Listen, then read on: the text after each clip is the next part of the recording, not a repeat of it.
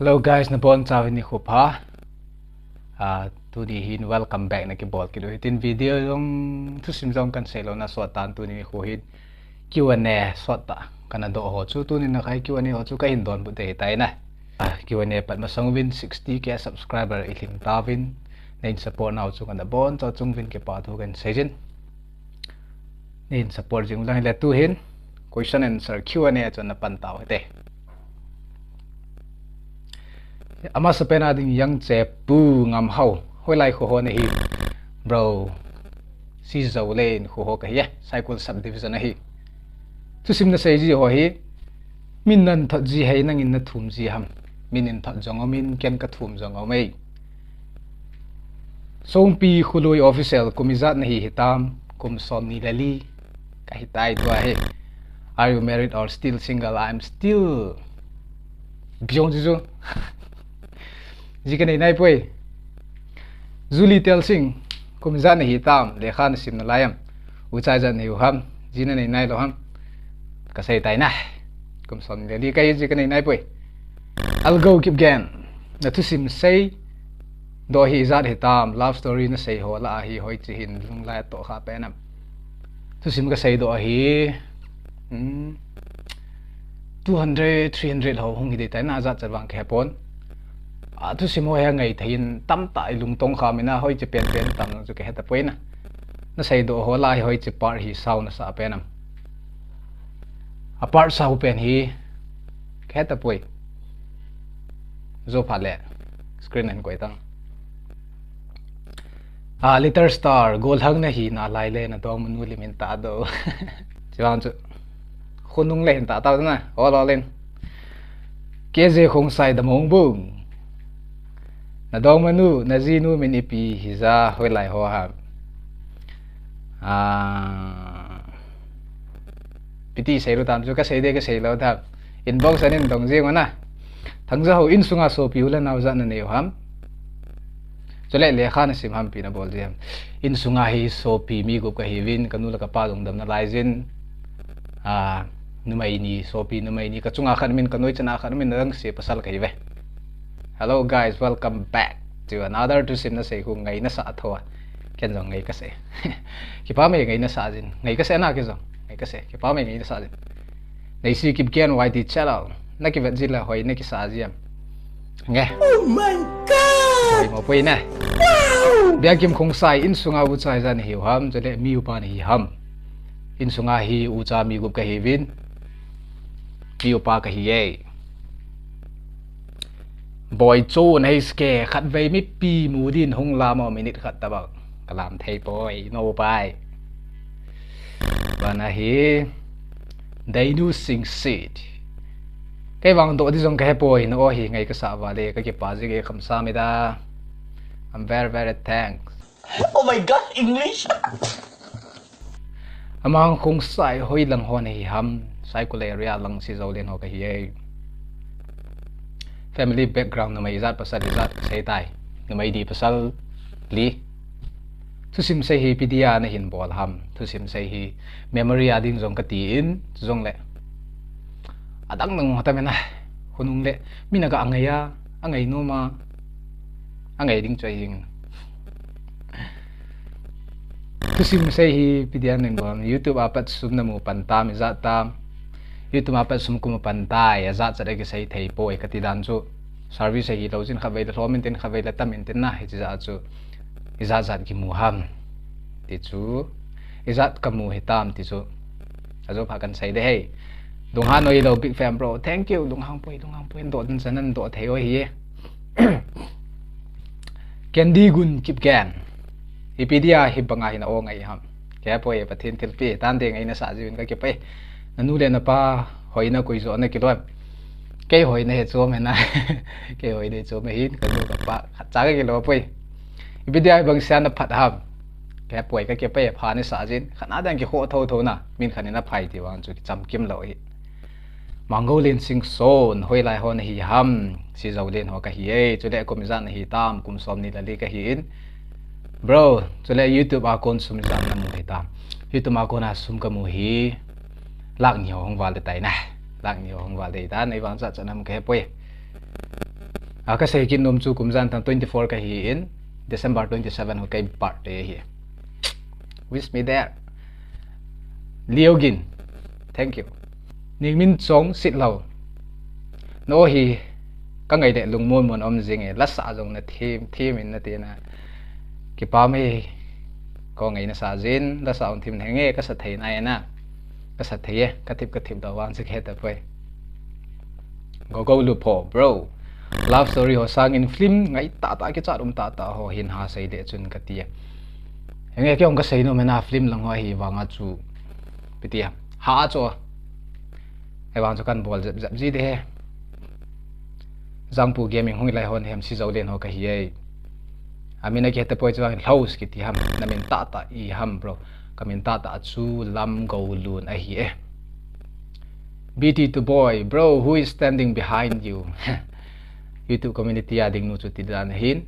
kanau te he na ka tu te kanau te he kani chen nu hi azin nei tai cha jong nei tai Frederick YT kanam zem random room ikap wo chu ti na gelam imati ka gel poe chu ti ai tai sang go ho kip hui lai ham na kho si Zoulen na hi e a them sing si ipina bol ji o ham ipina to iti na ki man cha ham ka het no me na bol thei thei bola ki ngai bo we na iti dana thu sim sei na langa na hong ki pi ham explain neu khat nei hin bol pi thei diu ham nghe thu sim sei lang hi ning hang sing hoa ka na ngai ji in na ka ngai no men ni kon khat kyong ka hong than cho YouTube mai ka hong than dan cho zo long de ni khat ting leng ki sei tan na hong sao thim de hin kong lu lu zo wa he thu sim love story sei lang an be lo na ji za kyong love story ki sei lang le mi te ho ki hil nan zong hong pangin te min phat chom nan nei in te min ngai no min te ti khat bung gel khai nei za khain sei ni khat ting la hoi tan sei tang na khong ki padan so ta na sa thayam yes bro yeah yes sister enge ka sa thei la khat nei sa pi vo na fan so hi verse khat cha jing jong le tu hin ka kom hen gi taram pon dongma origin nei ta na nei le amin to khumin ka hen o me bro no ngai wala tampi kan to he dong han oi lo ki pa me ko ngai na sa jin dongma ka nei tan tu hin amin chu I dong ka sei lo dam chen lang le hong ki gel tang mimin tos kum za nei tam kum som ni dali ka hi ai jina nei tam ka nei nai po go len chong loi na o hi ngai sang ma jing e bro tu sim ho hi na sei ma sanga ki good preparation na nei dan hin sei ka ki pe nei gi sang jing ko ngai na sa jin tu sim ka sei kun le hin pi ka bol jam ti le ai in su boiding nature call ho ko ni na ka ga ma sa jin zong ting le yo he thin kha le ka tin tui ka ga adon jena tui ka ga adon jin chi chu ai jing e ki go na chu tiong ka sei chom dang am pai apalal boy ho ki pidinga na lim to tu lawan na voice ti ngai ham ka poi ke poi ai pi le ko ngai na sa jin ki pa ume ka ke pai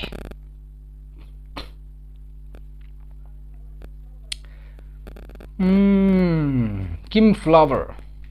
welcome back to another tudona okay so pi na tusim sei ji hola sei pa nang ma ten tusim na tholal wala na ka pi na le so pi tusim na nei kha am henge ka nei khai na ka chui ti la jun ke kap do lo isim pe ta hu ki puna na imi thi hong don do kalum ji cho ki sei thei ji lo editing hin ki bola hin ki sumang ji thu na po na ta jong som jai vai pi tusim pe na wan cho ke heta poi NRNS official iti zinading ki go na him chole komizan hi ta zinading pha cho ka sei thei poi na iti phan hindam ti chu ken jong ke thei poin pathine pha din het sa tan tin komizan hi tam kum som ni lali ka hi tu hin ron ai ka te no ngai wale edit ima lo ham editing hi ka ha poi hi ma cha poi na tua to hin kilo na sa le kilo hi jing tin ka poi editing chu poi BGM I go bro in sumi izan hi ham alin pen hei hoi lai chan na pen hi ham sala lai pisan an duem in sunga hi nu la ka pap ma hi mi kit ka hi win ka chunga no mai khat no min a zinei tan ke hian ni chan na ka hi in sala la ka du pen hi sa zo si ka du na ka du ma pa hi wanga va tot sa ka du cha ke pa me ni khat le ne hon pi di neo gui te kan do nom chu zina nei tam kan nei nai boy go lang nei na lai le na girlfriend nu face reveal hin bola ni khat tin le ke bol nan de ipg a hi banga no ong ham ka poi pa ti na ko ge na sa jin ka ke pai ngam ke how keeps nang ma sin ta kan hin se yo bro kai tu sim se kai tu simi ki sen na de ki nui jing de na ki so na po na di ma sa on poi lên này hơi không sai ni khát lên cái say nante lên này hơi không sai wow zina này tam cái này nai poi golang này lai ham henge cho lệ tu ta dia pi na to aziam cho lệ na komizan hitam bol tu tua hi o za ka pangin adangi macha ka bol poi abana hi pi hitam s 𝙎𝘼𝙊𝙋𝙍𝙉 equal to official kitin question za tam thai jing question som bawon dongi ga reply te na khu la ham si zo le hi chu le pi na bol ni hi ham tu to hi self employed le khan sim na lai ham sei tai le kha sim ka chai tai ke ding le kha sim ka chai tai do ma na ne yam yes bro na nei lan do manu min le phung min sayo ka het nom ove cho hi social media sei the jong hi ji poi na azi chu ni hen nom chi choi tai chu len dom nu chu people ham do man nei lo lai hi le nu mai it bang mi na de yam chu le pi phung na de yam chu le mani nu mai it bang na de yam ita bang nu mai khu ji dia na de yam te ke nu mai ka de hi nisan na lo ka de na nisan na lo ya na chan alim za hoi la hoi tan te pi phung na de yam phung da chang thuam poi tụi Manipuri na deyam, Naga na deyam, Kuki na deyam, khát ka say chơi tai, số lần chui mà trái bồi, cái đây chơi đây thì cái này nisan là lâu hi bồi là chân, mẹ là hỏi tan thế, nó cái này thì năng lên năng in cái hiện độ thấy em bro, nghe ngày cái xe cái nó na, tin tin pia hi ni bola ngày moi cái gì đó, ngày nó ra chôm hay na, nó tu sim say lại bị pen khun na lunga to ka em, cho lại hỏi cho pen khu nó ngày nôm em. Các ngày nôm pen hi ikimu kit ka asen kiti na net number description na kan ko de ikimu kit ka asen kiti ho angai ka tha angai kini na hile ka kap to odi chen na ipi na gela ne to ka se chu ikimu kit ka asen brother cross bi ho kim na hin chu angai mo nge chu adang cho ngai moi ka ti na hi poi na nin do ta khat kan se hi ipi na gela tu simina hin sai pat pon tu sim tam ta hong mene one love story thì họ chuo ngum be pon cha love story cho cái say no me memory ding zo hin tin khonong le mi na ngai na ke thim na pi pia nei ding chu ka ti ja ka hin bot ipi lunggel ne tu simi ngai nom ta da chu le mi le son na ka na thei lewa nan sei do jeng thei ham ka he pui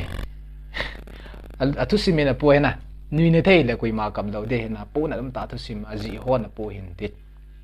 pun ta hin ji wa chu ngai ho chu na li so pi chu na hin ko to ki to nom khal chu na li so ji wa hi na kei bol the i ma cha ka nei poi chalai ka chen tu sim na sai pet ting khole na sai hi ji ma hi lo le na kom na vel na in sung mi na hin su boi khaim enge sai hi ji khat hu ka editing ki bola ke tha sai di zong ji in na kon khat trei le cái say khil dòng bé khó bơi hắn là hết tan thế cái tia cái coi đèn dòng gì na nó nên hết đi vậy in nghe isu bơi gì na là đi sana canal neo pen bảo không pen gì cho ấy là vào là cái in thằng cái in sa cha hong gì isu bơi gì thôi ấy bảo bơi cho có cái sao bơi name in life if you bro your aim in life please okay my aim in life is to become Kimi Khong Sai cần thế bơi na Kamin in life tu ta Kamin in life chu ihin kwa thil pha bol ding chu hi pen ne ucha mi zan hiu ham mi go ka hi ve chu le na u na naw ten ipia bol jiu ham ka u a jinai tan ka naw te hi bon chawa le kha sim hi ve YouTube hi ne account ma sapato tua pa hi sumizat na mukha ta em okay kasay tay na abol nga chu 2 lakh so chu ahung wal tai zat chan ham wang chu ke ta poi sei khil sei wal ngai dam sei khil man nei poi bro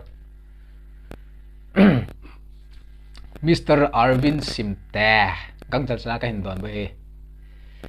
namel ka mu phat kam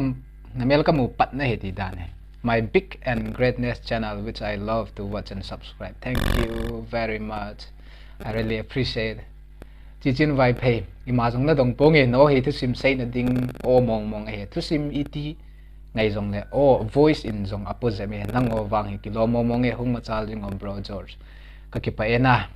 na hin ngai nom jin ki pa e ti lo chu sei ding dang ke poi ka ki pa e dongul mindun Ronaldo or Messi ani nia ka ngai sangin khat pen chu ki hlan di le khat pen ka hlan de hin ti chu chilain ki hlan da tang a boyzi dam nei them jong dim na kho hilai ham si Zoulen a hi in chule sibling izat na hiu ham in sei pio mi gu ka hi ve bol pe na thip to e bro na pe example ka pe azin ka pe thai poi ha housing son ku ham na lung set chan ma sat pen nu ichana na lung set em ama hi lei mo khong ho ai hi in I don't know ichan ka lung set ham ti chu pe poi ama ka tha do nga lo tu lang ka ho ji hon na lai asin na ka sei poi na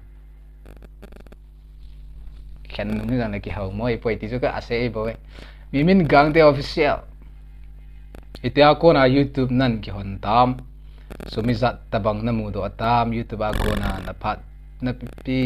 phat chum pi YouTube ka hin hon na hi 1 year ho hung hin te 1 year 1 month ti ho hung hiding a hi in sumizat tabang na mu do atam asai tai tu lag so cho hung wal tai phat chum pi na tam to men na ame recharge nga ki bol ji the mal song ang te story na sei phale anu mai nu sei ji ho thank you te chu writer hon pu na story writer hon nu mai na ji le nu mai sei jing pasal sei de pasal sei jing na Sabrina ho ki imazong na to dang e no he love story to ki matching val love thank you love sign hin ko in pa me zeke mang taus bro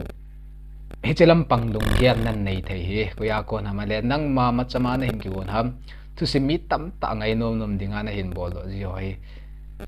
ama sa pen ai lyrics video kan sim ji na hi chi chawa chu ning hang sing ho tu sim ka hin ngai ji a aban bana chu kong thanom he na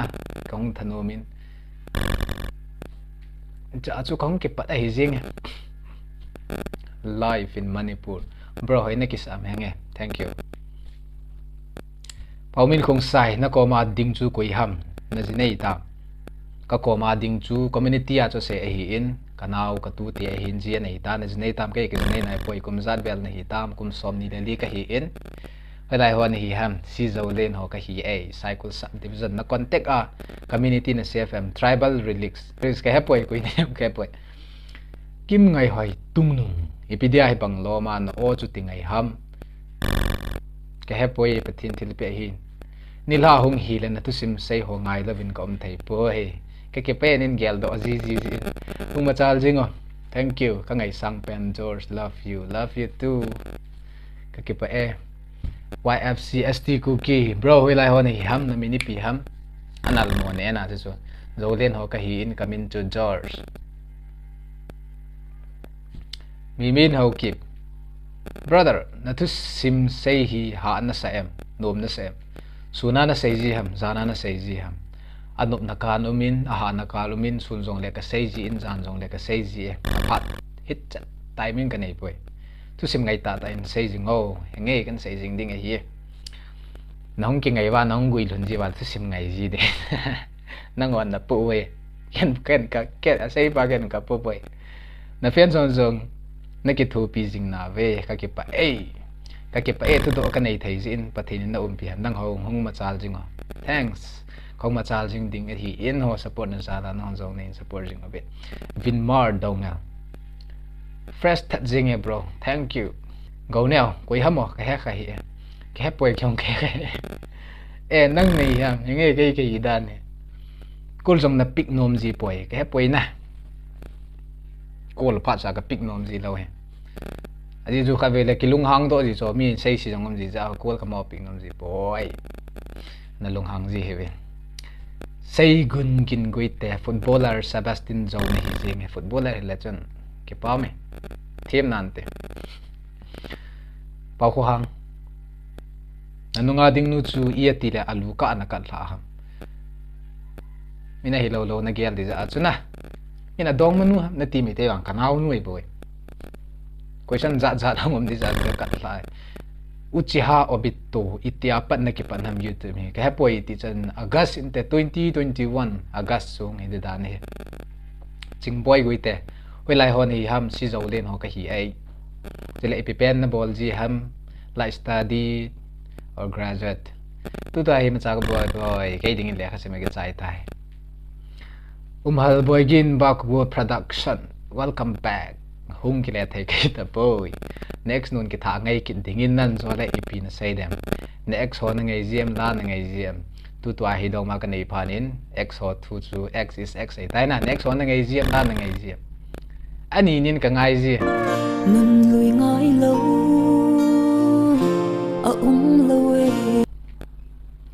Let go give game na nu le na pa dam na lai ma nge tuin ka bo na bin ka dam ve na nu le na pa chu le na una naw ki pa na dai pi na bol de ham ka pwe mi ki pa na di chu atamin na thil phai bol le mi ki pa jing hi na lungela ko na mi pion pa chom na nei theina din nei se pi ota ka se ta na thil phai ha bol na chu mi ki pa hi na thil pha ki ti la chun thil phai jing pitik se da chú hiền thằng gấu babu vậy dong ma nó này là em để không mình sale cho nên là ký khát em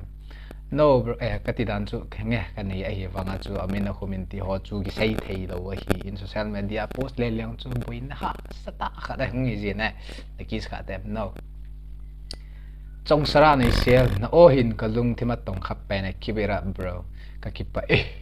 kipai ti lo sei ding kanai poi thang jangam dong ya na o ngai chu thu chom he tale na nunga ding chu koi ham bro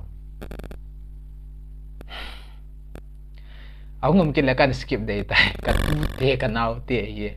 ka ni chen we he a jinai tai cha nei tai si khong sai bi ham ji bro game na ki chip ji zong ke zan ml ne ki chip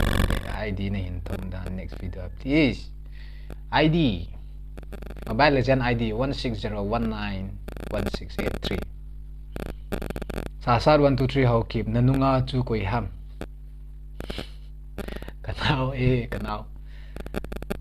mango rex sit lo nanu le na pa min pi ham ka pa min sai thong a hin kanu min he kim thang den dal ku ki bidi no yes no me Mickey thang ai le tun theta le chun ipi na bol dem ai lo le ipi na gel dem to ai ka thia hi le ong hin kit de hin na ipi go isa nam ke poi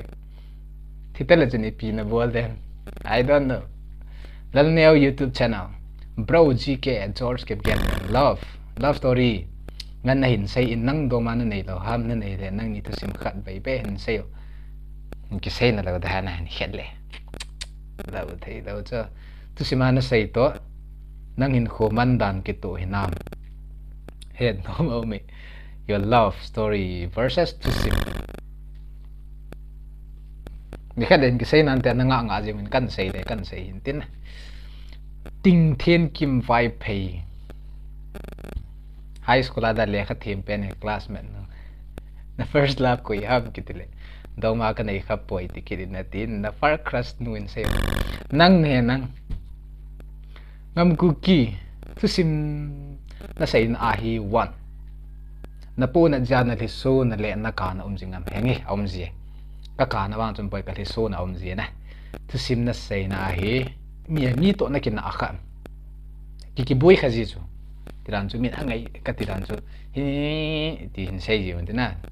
min zo thu sim na hin thot na sei a min angai ma kha te em ke poi in thon ho zo se hi thu sim ta ta na hin na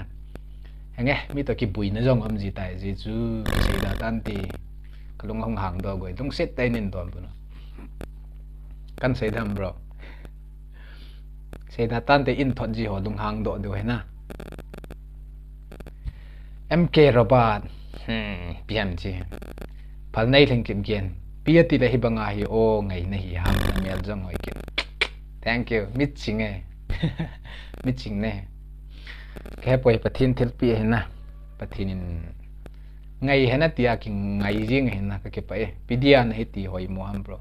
ke poi bola ga hi ti hoi mo ham ka pa min mo he ke mit mo ke ta poi. My question is, who is your favorite football star, man? Football he kalung lu thua ka Harvard boy na hoi Japan na ham ai mi la ham wi lo le wi lai ham ke koi pen do ham ke boy na bem cookie. Bro kum zat na hi hata ex girlfriend zana na yam kum som ni la li ka hi in ex girlfriend just on the floor boy. Nanulen na padam na lai em sing sung mi izat kanulang padam na lain in sung mi gate ka hivin alin pen na hi ham nay say po alin pen no zinay tay kay ani chan na ka hi. Where are you from, bro? I'm from Zoulen Village, Saikul subdivision, Kangpope district. Kamin, in simplicity, if anyone asks you who knows the value of time the most, what will be your answer? The answer to piti ka don budam na tilkhat an tu ma so ho chun na tilkhat an tu ma so ho chun amo chun head pen tu he phat man tam dan chu I tu kha lo le phat man tam dan chu ki he zo ji lo na am ho zo chun to ka sei choi tai thilana tu kha so ho chun phat man tam dan bo chu head dei bo tu kha lo chu ma cha khe lo he na bro thu sim ban hin sim doi yo ngal na hi ji Zoulen o zong na gel thai ding le na number zong na gel thai ding le ka thai si ange na nga lal ji je wen ke zong ki pa na khat ka nei jin ka number chu important ai lo wala chun mi to ka kheu nom poe na ki le sa na chu ai di point min tu du do lai na ho zong um ji na chi za chu kan se hi kyang khupu ku ki na lim chu la he banga thu sim sei thim ding in na kilom hi in o ke ta poe tang pa min lin official hui lang ho ni ya bro Saikul lang ho ka hi Saikul a si Zoulen Vangkho min go khong sai ke sai bro George ko mizat tabang na hi hitam chule zina nei hitam hi lo le go lang ni na lai ham kum som ni dali ka hi in December 27 ho ka birthday hi in na hin vi suwin lang just a request okay go lang ni lai me nge go lang ke na lai ji ke nei nai poi I suck KIPGEN na koma ding nu chun domin no mai poi kanawa hi se khugin nalim ke la khom pinui koyam bro kanaw te hi kani chan mu hi tu te yang mang boy to thang. My question is, say something that I don't know about you, bro. Because say that Kepoi Thong min go ho ki hoi lai ho na hi ham zinai na hi hitam kumizat tabung na hi ham si Zoulen Saikul ji kanai nai poi kum som ni li I'm very young, okay. Love zone ho ki ipilung tup na ya tu sim a hi nang do na ham kasai choi tai mi na hin ngaya angai no ma na ai jong de ai dinga zo memory kha da hong hi ding ja chu kana bol hi in na thu sim sai la la hoi chi hi mi lung tong kha pen in te tia na gelam ka sai tai description na ko in na ikimu kit ka asin kiti ho mi na ha ngai nom pen cho ikimu kit ka asin kiti da khon ji ka vel nei nom ta poi inama ke ta poi na ji ka vel nei nom ta poi kiti ta hon nunga ka hi ta poi ya ke ta poi nunga ka hi ta poi chu na kan goi description khon na ve ben ne thanglen mang ho ki kai question do nom cho hi le hoi lai ho hi ham si Zoulen Saikul subdivision Kangpo Pin district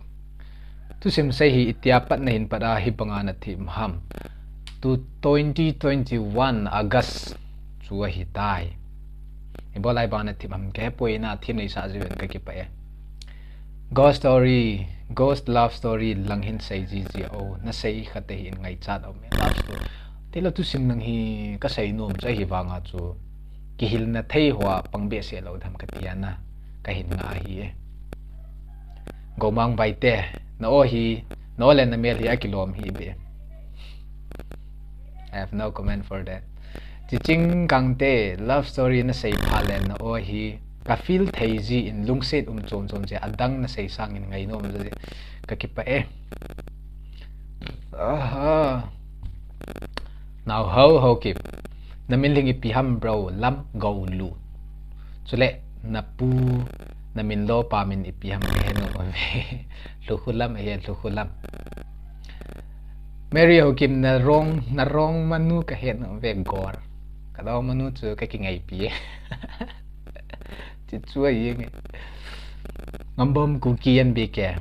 pi na bon a phat na tam su lut pen gm ka he poi ki chip na hung hi mai the na su na jana ki chim ji jai ki thau thei lo ki gong ta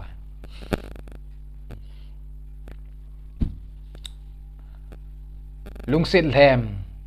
thau na him ding in sa ka kin hiam ta poi gen the ke dam lai sigin thau zo po ki ka kon da thau na him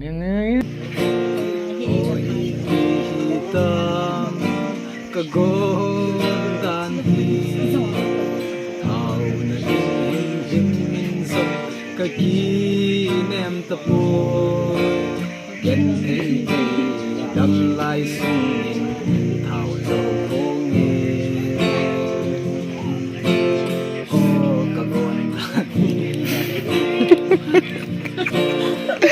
ô Zong con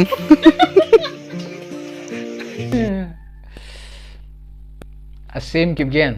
lima ton na voice vang ke hi be zeng e ka pui na ke hi ni mu kha lo za ke hi na sa diu thu hi na Aisan gaming hoi lai hon hiam si Zoulen Saikul subdivision Sansil kumzan hiya chu de YouTube ko na sumzan na mutam kum somni deli ka hi in YouTube ma konsum ka mu hi 2 lakhs awal tai za chan ham ke poi dongul min lum bro vele pora hi club hwa ne ki chip gm na ki chip le koi club ane ki chip club youth club ma ki chip ji Zoulen channel Saikul la holai pen hi ham bro kan dong e Saikul la hi Saikul subdivision hi in Saikul apna ke ho hi 25 to 30 km song mai thai hin si Zoulen village Chingdai area ki ti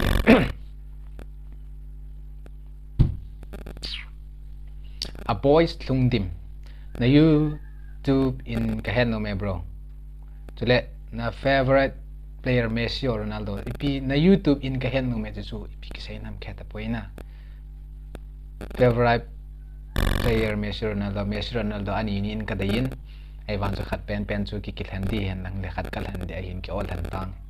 Kamin thang chong loi hai namin piham Kamin Iris Kamin in do cho George KIPGEN ting nei ning how kip nge bro kumin zat nei tam aban len na ko hoi lai kum som ni len li ka hi in ka ho hi si Zoulen Saikul tunin question hi ka khongan nga na hen na BB KIPGEN ne ngai ching KIPGEN namin lhing le na kumin khen no me Lamgoulun KIPGEN ka hi in ka kumin chu Kangpo Pin district Saikul subdivision ka ki ho Saikul subdivision si Zoulen Vangkho BB KIPGEN an tha do kin chu kumza ni tam ban le ji nei ni tam nei lo lai mji ka nei nai poi kum som ni le li ka hi ban le tu sim video te taw te na henge te taw te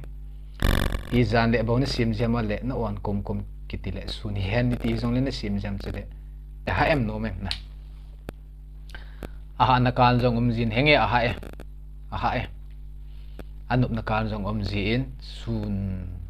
sun jong la ka bol ji in jan jong la ka bol ji in ai lo la ge lit con kum tí để hiện na phát cái này phát cái bol gì na lim na mel kamu khapoi hi wanga na o hi ka ngai nom e pasal e ka ki pai do di wang ma ka nei poi keep it up bro, keep going, may God bless you in your work. Thank you, amen. Ka ki pai cái chân chui hit tai ki wan nè na het thei la wa le na tha ngai ji ven nang na ka ki pai question hin dong ho zo si chunga ka hin sei thing lal na lungu ki to la kan sem jong ne ka hin ngai dam ta ven na